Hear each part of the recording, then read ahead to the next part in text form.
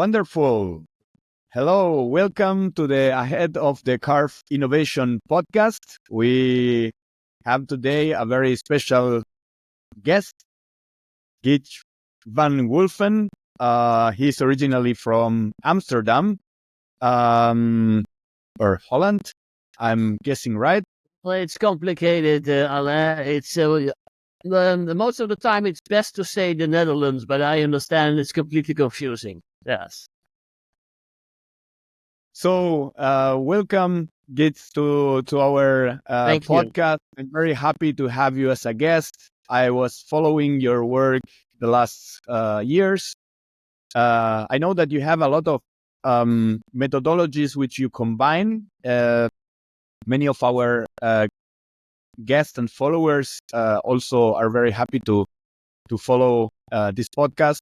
And I would like to make today a special focus on your last book. But let's talk about a little bit about the story, how you became the person you are today. I mean, I have also my story in innovation, but today we focus in yours. And I know that there is a path. I would like to share this path with our audience in order to understand how we arrive to innovation. Well, I arrived to innovation completely frustrated, Alain. Originally, I'm a business economist. You wouldn't say that with my long hair and the way I look, but I entered into fast-moving consumer goods industry and with daughter companies now, for example, Heinz Kraft, and it was a frustrating journey because they needed innovation really, and so we went along and said, come on, of course we have to meet the sales budget this year, but we also need the cash cows for the coming years. Start innovating and start creating new products. So that's what we did. But every time we came back, they said, no. I said, oh, come on. You ask us to do it, and then we deliver it, and then you ask 1,000 questions to kill it. And then I became a consultant, or a bit of a Porsche consultant, a boardroom consultant, reorganizing companies who were too late to innovate. And, we got a new vision in, we got a new strategy in, and then, of course, one part was cost savings, and the other part is grow the top line again. But then in the end, if I came back a year later, cost savings, they managed to do that, but they didn't manage to grow the top line because all the new solutions were ours as consultants and not theirs. So there I was in the beginning of my 40s, completely frustrated. I didn't have any impact as marketeer or as consultant, and this was in the time in around the 2000, just a bit later, where the internet came up and all the startups came up and all these big organizations sat there being attacked by startups saying, hey, come on, what's happening? What's happening here? And a lot of innovators like Al Rees, who wrote the book Lean Startup, they focused on how to do startups, but I focused on, hey, how can the old elephant dance again and become innovative themselves? And then I created a methodology called the FORTH, Fourth Innovation Methodology. It stands for Full Steam Ahead, Observe and Learn, Raise Ideas, Test Ideas, and Homecoming. It's a 15-week journey of 15 workshops with a team. And the big difference, it is not I innovation, it is we innovation. We do it together. Because the big problem is there is no culture for innovation and there is no buy-in to innovation. And the fourth method combines what we now call design thinking. This was before Stanford reinvented it in 2007. So it was then still called creativity.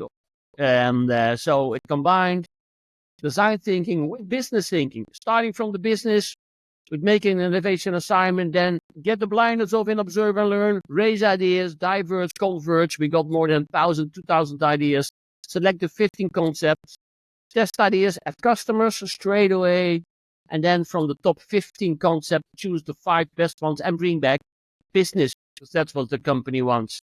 And so that works really nice. And then, it spread around the world. I was so glad. I was lucky too because I wrote several books on it in the Netherlands. And then in 2013, LinkedIn reached out to me and said, "Hey, you wanna participate in a project?" I said, "Sure." And after signing an NDA, I was mentioned in the list of 150 first LinkedIn influencers. With Barack Obama, Richard Branson, Ban Ki-moon. Whoa! And my posts were then not read by 200 people a day, but by 200,000 people a day. Whoa! And this is how the methodology spread all over the world. It's now available in 13 languages, in Japanese, in Chinese, in Russian, in Spanish, in Italian, of course, in Dutch, in English, in Hungarian, whatever. And, so it really spread. Why? Because it really worked and delivered. So I structured the front end of innovation. Then I got people to say, "Hey, yes, guys, but I like to start with an idea. Where do I start it for?" Or somebody says, "Hey, I like to start with a customer problem. Where do I start?" And then I flexibilized the methodology in what I call the innovation maze. And this book is actually, and this model of the innovation maze, you can start in a structured way, either from strategy, like the fourth innovation method, but you can also start from a customer friction, or you can enter the maze from an idea, or you can enter the maze from a new technology. What should we do with AI? And then they each have the 10 steps, only in a different order. And this book was chosen the Management Book of the Year in the Netherlands, which was really a compliment. It was the first innovation book chosen as Management Book of the Year in history.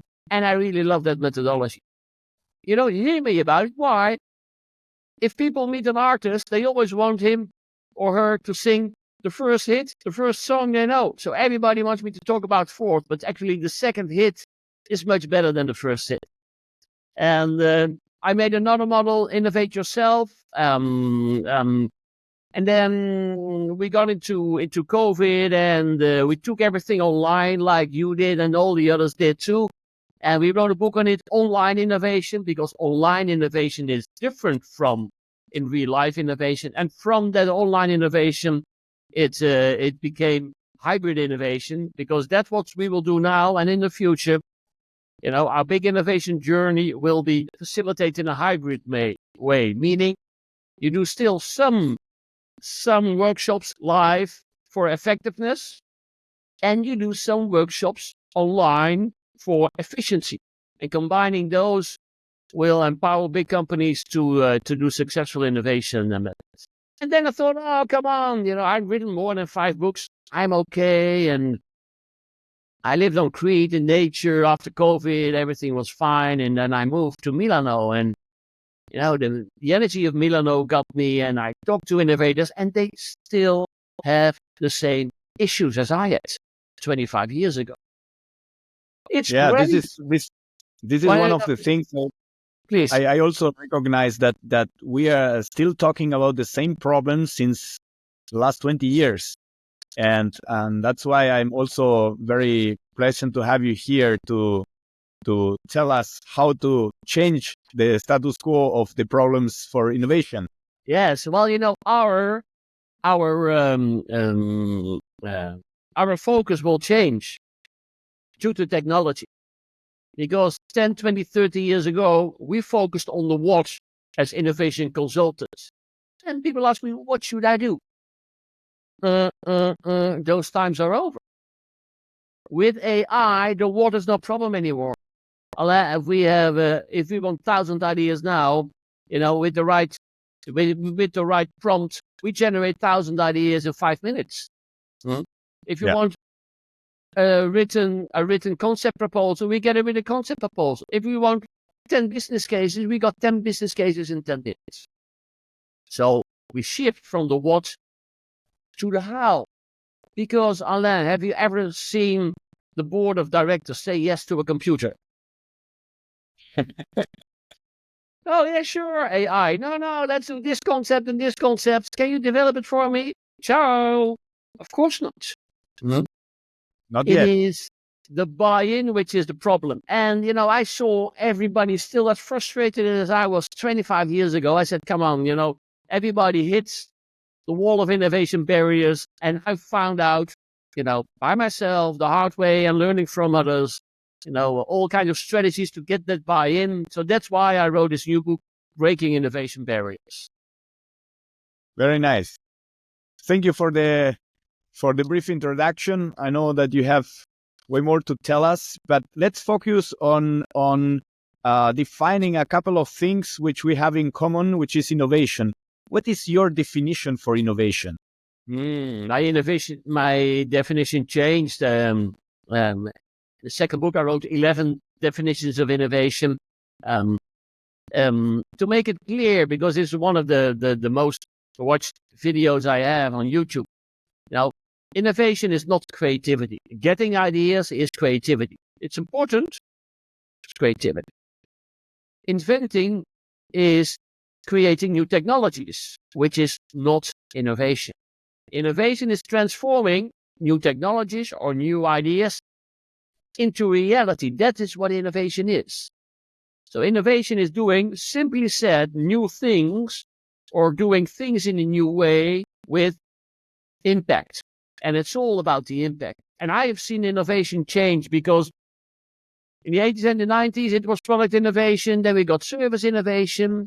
Then we got creating great experiences. We got business model innovation with the model of Pineur and Osterwalder. And then it got even more broader and broader. Organizational innovation, societal innovation. Now with the ESGs, for example, it gets much more social context. So that's why, innovation is creating impact, also social impact, with doing new things or things in a new way. Great. Thank you. Now, one of the biggest advances in the last 14 years is the definition which ISO brought to the table, but we will focus on that later. I would like to mention before, which are the difficulties which you find your day by day in the companies for innovation? Why is innovation so difficult?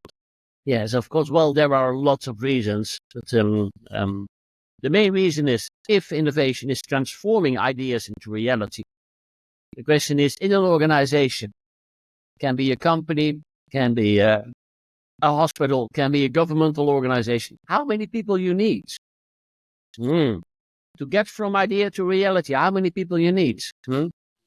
Marketing, R&D, sales, production, supply chain, the IT department, service department, finance. You need all the bosses there to say yes. It can be 10, 50, 100 people or more. When I asked this question on LinkedIn, and that was the trigger for my new book, I asked them, what's the main barrier? What kills innovation in your organization? Only 8% said technical feasibility. Only 8%. 52% said a lack of management buy-in. 15% said too slow, which is also the reason, it is because of a lack of management buy-in. Nobody wants to work with you and you are too slow. Or it was with the lack of a business model, which is because you were not customer focused in the R&D or stage gate funnel. So getting management buy-in is the most difficult thing, because innovation, there is no I in innovation. I try to push my idea into a concept, into a business case, into a product into the market. And they were always with more. So every time they ask, why? Come on, no, I'm too busy. No, it doesn't fit the budget. No, the customers won't like it. No, we tried that 20 years ago. No. Now, but I will talk about that later if you let me. When you pick the right moment to innovate and you gather all the team, of course you go slower. That's what you think. But in reality, you go further, because you go together. And when you go together, it's our solution and not the solution of Alain Zettelmann or Gijs van Wulfen. And that's why I call it not I innovation, I call it we innovation. Because only when you do it together, you will hit the market and you will be able to change your organization and change the culture of your organization into a more entrepreneurial place, where you can be an entrepreneur and you can follow up on your own initiatives, helping the company to move ahead. Jigs, which are the innovation barriers? Because you mentioned a couple of them yet after the survey you run in LinkedIn, but your book is full focus on these innovation barriers. How you assess this when you enter a company? How you manage this? Yes, well, I identified 15 main barriers of innovation. I call it the wall of innovation barriers, the red wall you got to break through. And you will recognize it at all. The first one is, for example, historical successes. You've always been, successful. You just end up in improving and improving and improving and improving and improving. But the light you see shine on my face, the electric light, was not invented in an improvement program by candle makers, was it? Boom, new technology, boom, market changed completely. So, but when we are successful, and business come to us, we get used to it and we don't even see or notice the new technology. We only make candles and that's what it is. You see it now in Germany. The German car makers are losing it because they are too late. They started way too late with electrical vehicles. And now the market is mainly Chinese. And Musk with Tesla. And the Volkswagen is closing now for the first time in history. 3 factories in Germany. Laying off 30,000 people. Whoa, that's really a shock to them. But they were just too late because, come on, what could happen to us as Volkswagen, right? One of the biggest car producers in the world. So, the historical success, make you complacent and not very aware of any urgency. Also, the lack of diversity. Strong corporate cultures only in one way, like lawyers or consultants or come on, when there is no other opinion inside, right? That's also lead to why should we innovate? The fear of failure, of course, that's a big one. People are afraid to fail. And that's why, as innovation has a high failure rate, people say, no. They try to postpone it. Cultural norms. The country I come most is Japan. They've translated now 4 of my books. And it's a very strong conservative culture. And it's an improvement culture, Kaizen. And not an innovation culture. And also, the pyramid is really steep, and you look to your boss and the boss of the boss to say what you should do. And if the boss say left, there is no opinion to go right. Bureaucracy, the bigger an organization gets, it's like an immune system. And everything new, the bacteria attack it because everything new can be a threat. And you have the procedures and the bureaucracy to identify anything new and stop it because, anything new can hurt us. It's like an immune system of a body. So that's really a problem. One of the biggest ones is organizational silos. You have big organization, but also small with 100 or 200 people. You have a couple of departments, the R&D department, you have the marketing department, you have the sales department, and they are not really working together. In big organizations, being a different part of the world, they don't even know what they're working on. So a siloed organization is working against each other. You are competitors for management time, budget, people, and you fight against each other instead of joining forces and create something new together. So short time focus. Sales is for today, marketing is for tomorrow, and innovation is for the day after tomorrow. Anna. If I stop innovating now the process, nobody notice this today, or nobody notice this tomorrow. If suddenly, whoa, sales are going down, come on, whoa, we stop the budget for innovation, we reduce the budget for marketing, and we save that money to compensate for the margin, which was not realized by sales today, so we can keep the bottom line clear, right? That's what organizations do. So the short-term focus kills innovation on the long term. No market focus. Yes, there's still a lot of companies, who only when they connect the customer doing in the last phase of innovation, testing a new product, but they don't connect the customer at all to the innovation process. No clear direction to innovate. Yeah, let's innovate. It's 100 times, and it's 5 times in the mission statement and 100 times in the business plan.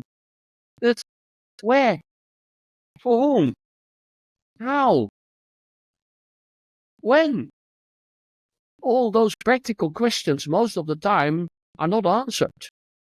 So there is no common vision on where to innovate. So we innovate in 360 degrees, and you don't make any speed or impact because everybody walks in a different direction.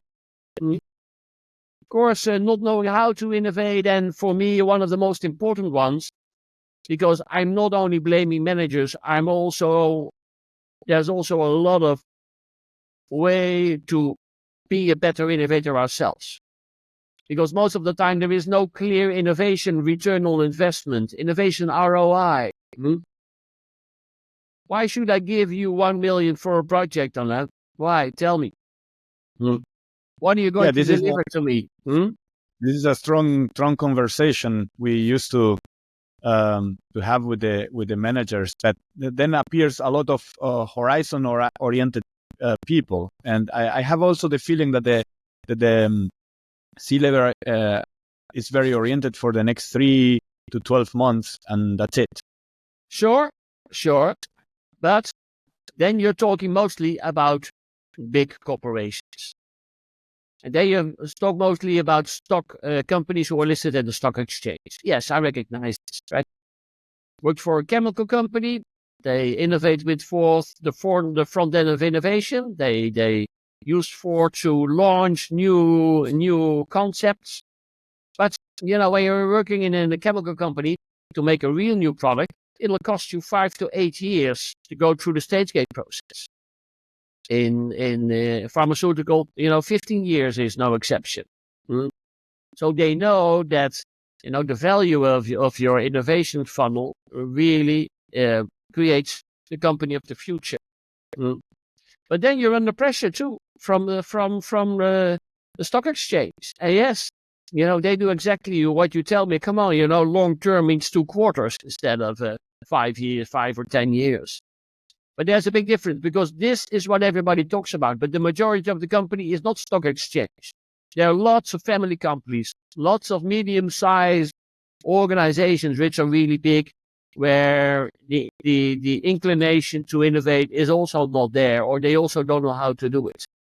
But for example, family companies, they think in generations. When you got a big family company, like there are, for example, in Germany, you got a big family company, 1,500 people, several billions of in euros in revenues.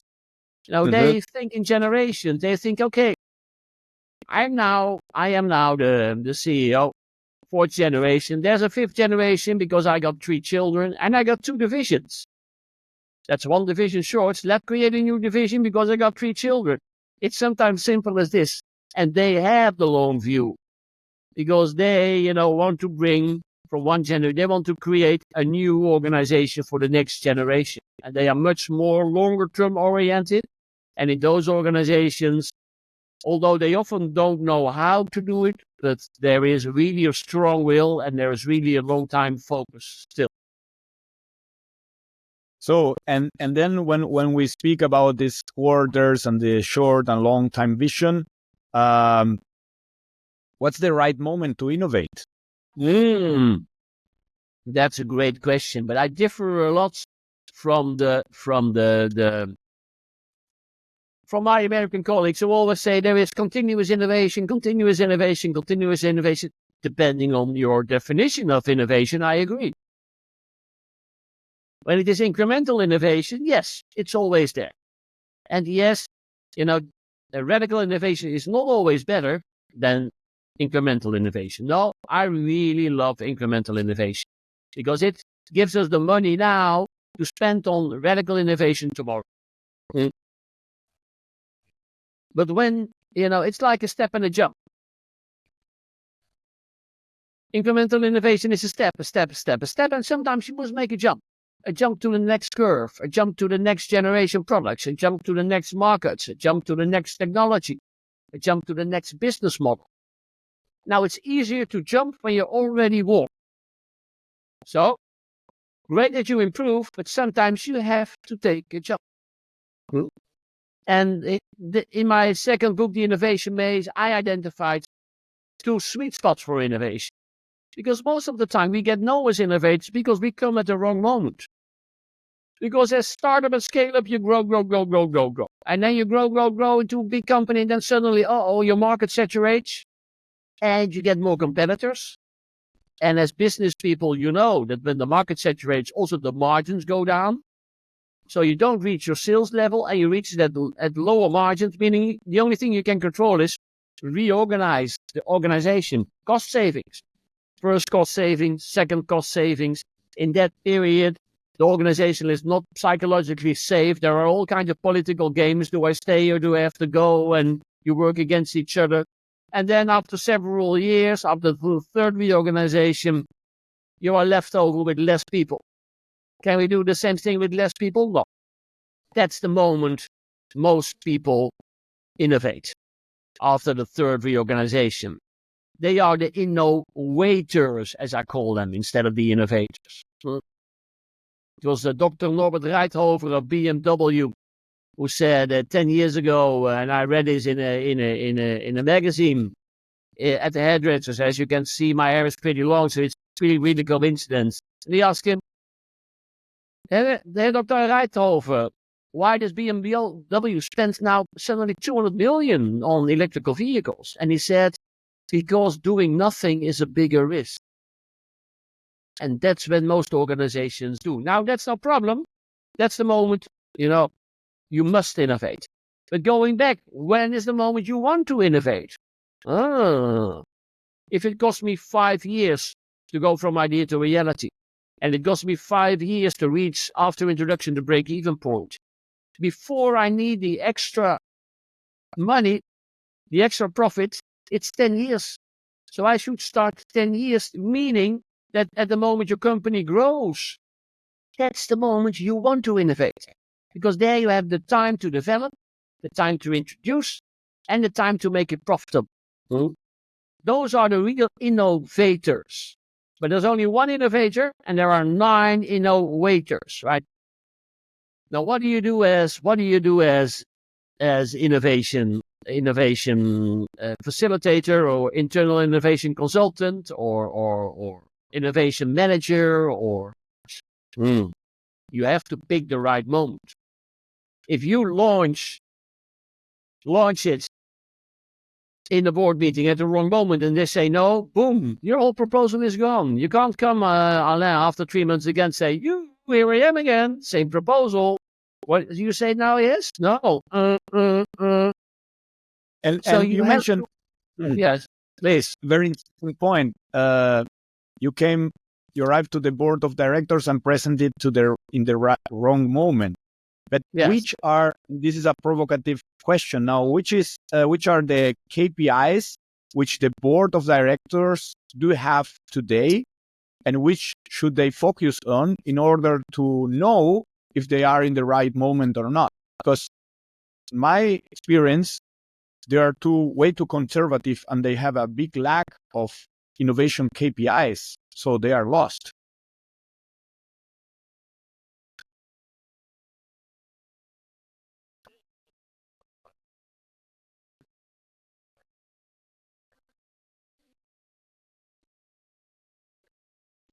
Are you still there, Alain? Yes. Oh, I'm sorry. Sorry, we have to cut this out. I lost. I'm sorry, I lost the sound. Don't worry, we will cut it out. It was an interesting question. It was an interesting question about picking the right moment. Can you repeat it for me? We will cut it out. Yes. picking the right moment when we mention board of directors. Boards of directors do have KPIs, and which are in your experience the KPIs which we can provide to the board of directors in order to let them know if they are in the right moment or if they need to innovate now. Because I think I have the feeling they are a little bit lost with economical, financial KPIs from the past. Sure, and I think you have a very good point here, and it's a problem in a lot of organizations. At the moment you need to innovate depends on your vision, because at the moment you want to innovate, there is no urgency because everybody is busy because the company is growing still fast. So there is no urgency, but there is money available.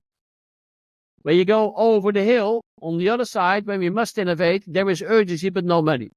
So back to the moment you want to innovate. It now depends on CEOs or board of directors who are really visionary, who say, yes, it's going well, but now we are going to develop the main thing which makes us lead the market also in 10 years, and not only now. We are not going to exploit, we're going to explore again. And you have to have a strong vision there. So it means that innovation, as it is renovation, should not be only in my KPI as Chief Innovation Officer or as Chief R&D. It should be in the KPIs of all the board members. I agree. Because it's not only depending on the Chief Innovation Officer, because he's a lonely wolf. Because it's no coincidence that a Chief Innovation Officer is called a C-No. He gets the nose all the time, and he can't do it alone with the rest of the organization. So you have to get innovation as KPI in the job descriptions and in the targets of everyone in the board. That's the only way, they will embrace it. And that's the only way when they will also need to free time and money for it. And we came to an interesting topic because this is very related to the culture. So in my perspective, when you mention the technological changes, the different eras which a company are facing, in my book, I mentioned the reset of the capabilities. So there we are talking about the culture in order to embrace innovation as a KPI in the board of directors. What can you tell us how to build a culture for the innovation? Yes, I will tell you an awful example first. Once I worked for one of the big five big organization company, and a big insurance company wanted to show that how they that they worked on a culture for innovation, that they had a culture for innovation. We got in the Netherlands, we got 1,000 people, mind you, 1,000 people together in a big conference center. And we got 50 consultants in. I was one of them. And we gave them a 2-day workshop on innovation. Full 2-day workshop. And before we got them in, the week before, we did a kind of a survey. And then we trained them. And then 2 weeks later, we did another survey. And then they saw all the scores go up on innovation. And they reported, yes, you see, we have a culture of innovation. Which was completely theoretical. And it was only because people had been 2 days, brainwashed on what innovation is and that they should innovate. And in practice, nothing changed. So should you first make a culture for innovation and then innovate? No. You should do it at the same time. That's what I learned, So with the Ford methodology, we have 15 people on board. And they do this journey of 15 weeks. And there is no steering committee, working committee. No, the steering committee is on board. The bosses, they are on board. They are not spending 20 days, but they are spending 7 days in 15 weeks working on innovation, working with the team, And this is how innovation becomes there. Because now they suddenly share, they have to make a common vision on where to go in innovation. They also explore, observe and learn. So normally they sit like this and they say, okay, what's this about? Ah, yes, blockchain. Oh, come on. Yeah, I've heard of blockchain, but yeah, sure. Can you explain what it's about? And then they need to decide after half an hour to step into blockchain or not. Come on. They don't even are really aware of it, and they don't really grasp it because they have not been exposed to it. But when you take them on a journey and you explore opportunities for 6 weeks, and they learn what blockchain is, how it is used, who is successful, who is not, why they're not successful, the opportunities, then they understand it much better. That's why, I get them on board, meaning that after 15 weeks, you get your business cases, and people are really great in filling in adopting those business cases in the stage gate process. So the CEO said to me, Gijs, the main catch is the bycatch. He uses a fishing metaphor. I said, what do you mean, Kees? He said, well, we need to innovate because it was a cardboard company 10 years ago. We need to innovate because everything gets digital. And you took us on a journey, and the journey worked fine, and we got the business cases. But in the end, this is the bycatch. I said, what do you mean? He said, because all the people in the team, they got this innovative mindset after 15 weeks on this journey. They talked to customers for the first time, A guy from the production line talked to a customer. Wow. A guy from R&D talked to a customer. Wow. Normally only sales did this. It opened their minds on what's going on. For the first time, they were able to generate ideas, and they tested those ideas at customers. And for the first time, they make business cases from their own. They now understand what is really necessary for innovation. And he said, the bycatch, this culture for innovation, is for us so important because I notice different behaviors now every day from those guys. And this is what culture change is. This culture is all about behavior. Yes, you need to invest in that, Alain. It's not easy. It's not just a workshop of half a day. But when you make another way of working more common, and together you understand that, and you create an environment of psychological safety, where you can ask questions to each other, and you don't have to have all the answers, and you can show yourself vulnerable, then there's a good start of innovation. So 1/4, and then a year later another 4th, and a year later another 4th, and in 3 years you have immersed almost 50 people in this way. And you don't change a culture overnight, so it takes you 5 to 10 years to change a culture in a big organization. But this is a good way to start. That's my experience. Now, what is your experience, Alain, in your book to change the culture of innovation? Well, the first thing is telling the truth to the customer. When he came and says, I want to innovate, I need to install a culture of innovation. When he's already ready to talk about this, and I decide to work only with visionary CEOs, because otherwise nobody will pay the bills to start a workshop and then forget about this. I say the truth. Changing the culture will take you at least 4 years. And half of the people get shocked, says, oh, well, but my goals are to innovate this year. So then you see the alignment. Yes. Well, but there's the point that you create a culture for innovation by innovating, by creating a safe space inside the organization to do that. And it's not either or. By innovating, you create this culture of innovation. And it's not first, let's create the culture and then start it. No. It's by starting it, you create it. It's the other way around. And that's what you're doing too, right?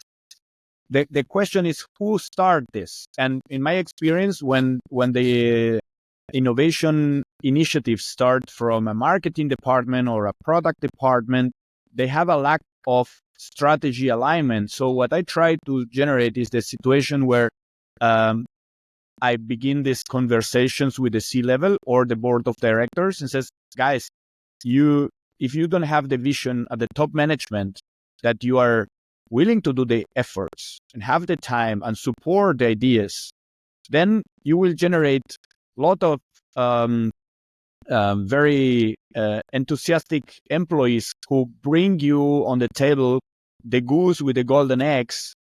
And each of you, C-level, will find an excuse to diminish the risk, but kill the idea or kill the initiative, because it's not only about one idea now. So, but the other thing is how you generate the proof that the customers have commitment, and this is you start talking about this when you mention the first methodology, and the production line manager or employee is as well talking with the customer, so there are more ideas. But how you can prove the customer commitment? Yes, this is a very important point. In my book, Breaking Innovation Barriers, I present, after the wall of innovation barriers, 15 proven strategies to win management buy-in. And of course, the question is, hey, can we do it? But also, is there a market and will it be profitable? So the question is there a market? Is there a customer for this? And is there a business model? Will they pay for this? So that's really essential in reducing the uncertainty, because that's what we do. So how do you prove it? You prove it by experimenting, by start doing on a small scale. Of course, you test, is there a problem solution fit, as we could call it, right? Is our innovation solving a problem for somebody? Because if it doesn't solve a problem, you don't change your behavior. And if you don't change your behavior, you won't use our product or service or business model or experience. And then, is there a product market fit? And is there a business model? And you can do, for example, a story I tell often is how Elon Musk tests his first race car. Because he didn't have a sports cars company. He only had a bag of money and a vision on, hey, let's make electrical sports car. And then he had made the Tesla Roadster, but was there a market for it? He didn't know. So what did he do? He experimented. He got a glider of Lotus, a Lotus Elise. They got 3 of them. I remember. They put them in 3 different spots all over the US. And he said, and he filled them not with an engine, but with fake batteries. And he said, hey, we have developed our first electrical vehicle sports wagon. But would it sell, Alain? That was the question. And he asked, come over, have a look. And when you like it, you have to pay $5,000, sign here. And after 4 weeks, 246 people signed and paid $5,000. And he went back and he said, hey, come on, I know we have to make the jump to start building a factory. I got the first 246 orders. Here, customers. And this is how you do it. And now in this way, of course, there are much more ways to experiment, do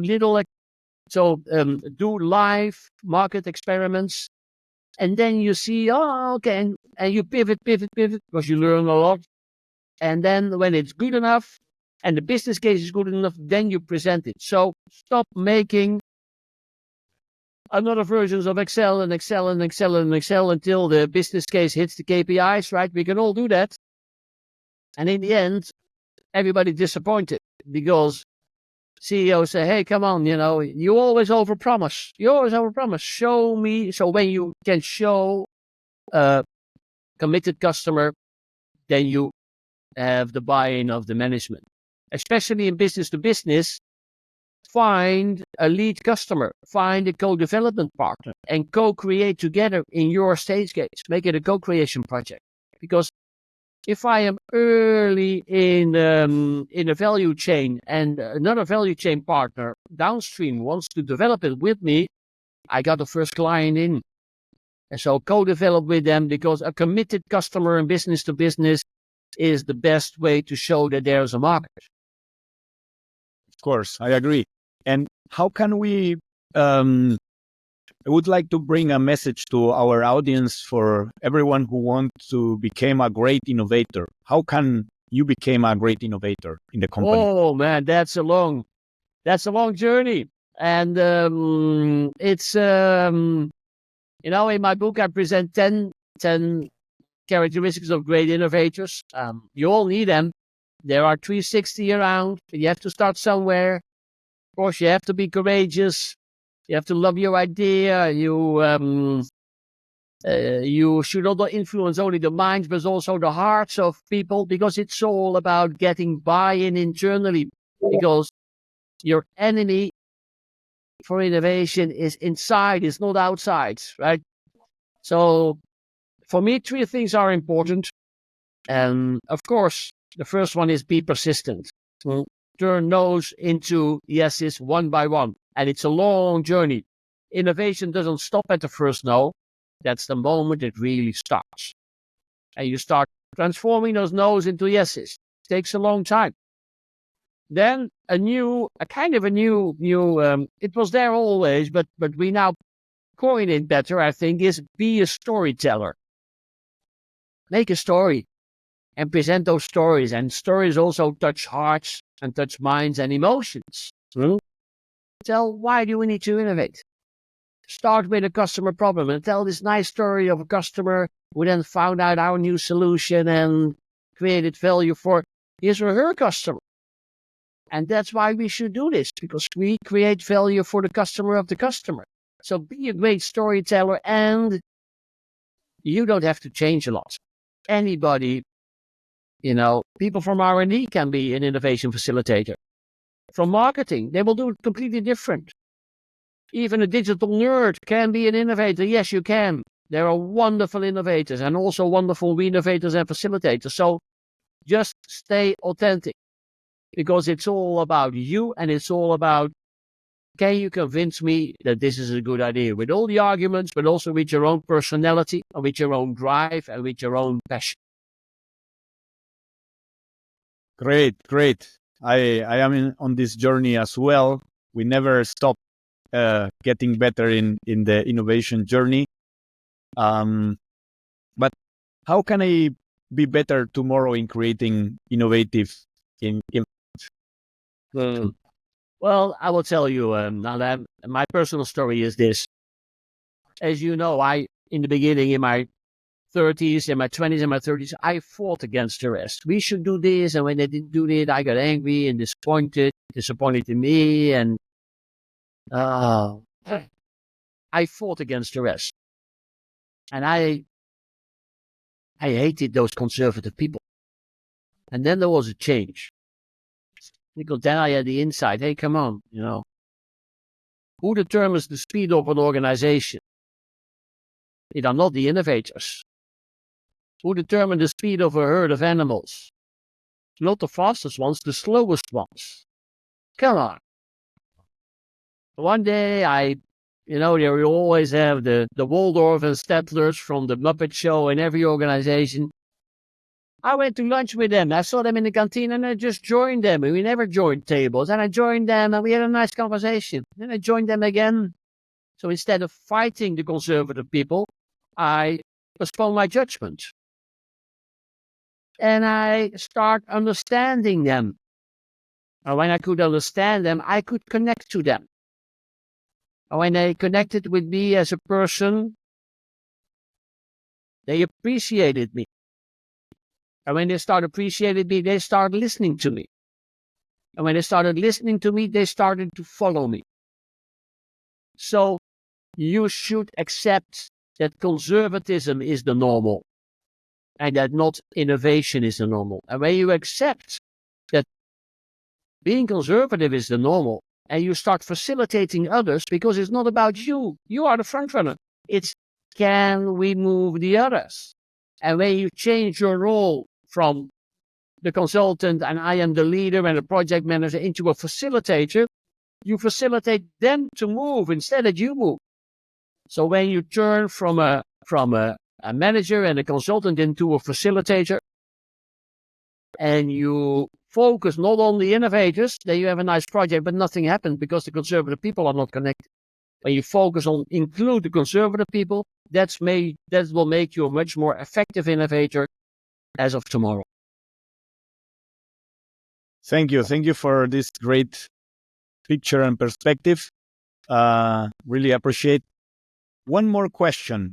What's your opinion or experience with the ISO 56000 family?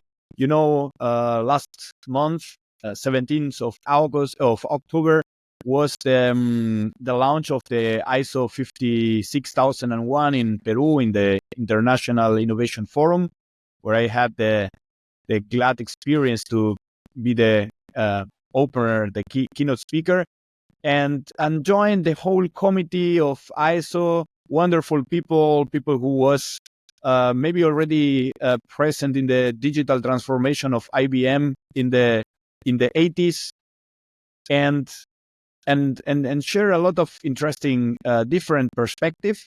I would like to know your stand to the ISO and how you interact with the companies. Are the companies interested in following the guide of ISO? What's your experience with this? Well, I have an opinion on this, but I am not the one to apply this. And I am not focusing on this. In big organization, of course, the QA, quality assurance or quality management, right? They try to control their processes, and innovation management is also a process. I'm very glad that it's now in there. Because it means that some from the bureaucracy, we will have our procedures and standard on innovation. And there are some very good procedures in there. So that's wonderful. You need that, but it's only a necessary point. So I think it's a very good step. It's a way to say, hey, come on, because now they think, oh, it's all blah, blah, blah and vague. No, there's an ISO. So that helps. That's a good way to convince conservative people there are standard procedures, standard processes, approval methodologies to help you there. I think that's a very good step. So that's the first step. So integrating our new ISO innovation norm is wonderful, but it does not make you innovative. Of course.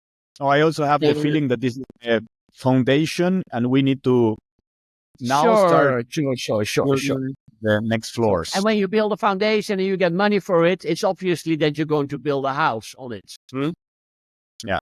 But when the house is built, you don't see is there a foundation under it or not. But it's all, in the end, it's very simple. In innovation, starting an idea, how much uncertainty do you have when you get this great innovative idea? How much uncertainty is there? In percentage? 100%. Yeah. We got an idea now. We should do this. 100%. At the moment you decide on it, in the boardroom, okay, let's do this. Let's spend 50 million euros and let's do it. How much uncertainty you want at that moment?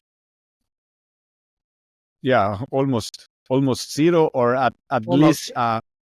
So our role as innovators in the process, transforming ideas into reality, we are uncertainty reducers. We reduce the uncertainty. And we reduce the uncertainty by getting everybody in, by doing the right things, by connecting to the customer, and by doing the right process. So, and that's where the ISO norm comes in. So I see that it will help us doing, the right steps in the right order at the right moment, right? And that's where it helps us, because come on, it's even in the ISO, it creates more certainty. So that's where I think it will help us, besides that there are very good practices in it. It will help us in changing the way we perceive innovation, because, there are proven methodologies which can help us creating real and good impact in the market. Perfect. Wonderful. We are coming to the end of this podcast. I want to thank you very much for all these experiences you share with us. For everyone in the audience who are interested to go deeper in these topics, the book Breaking Innovation Barriers is available in in Amazon. So I also heavily recommend to give a look for it. And of course, this is also in LinkedIn for everyone who want to follow him and do not apply yet. I can only recommend as well to follow us in the podcast and the newsletter. And yes, thank you very much again. We will meet in some other stages in the future. I'm sure you're welcome in Latin America. So happy to have you here. Thank you, Alain. Thank you for being your host. To everybody, come on, let's innovate LATAM and let's do it and let's break those innovation barriers. Ciao, ciao, Alain. Thank you for having me around and lots of success. Thank you. Bye-bye.